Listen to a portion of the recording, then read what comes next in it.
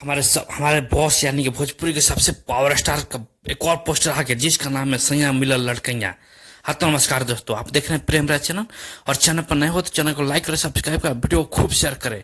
और बता दें कि बहुत जबरदस्त ये सॉन्ग होने वाला है क्योंकि ये उषा फिल्म पर आ रहा है और कमाल का होने वाला है क्योंकि इसमें पवन सिंह का लुक देखो।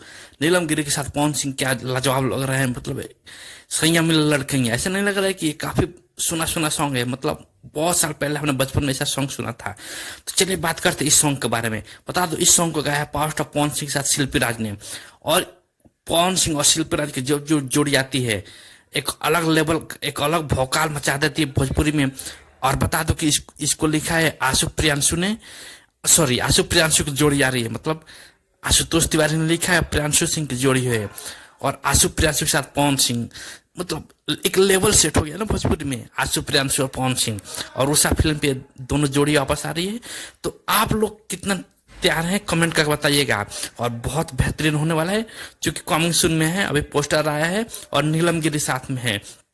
तो बेहतरीन होने वाला है क्योंकि काफी टाइम से शूट होकर रखा था, आपने वीडियो देखा भी होगा।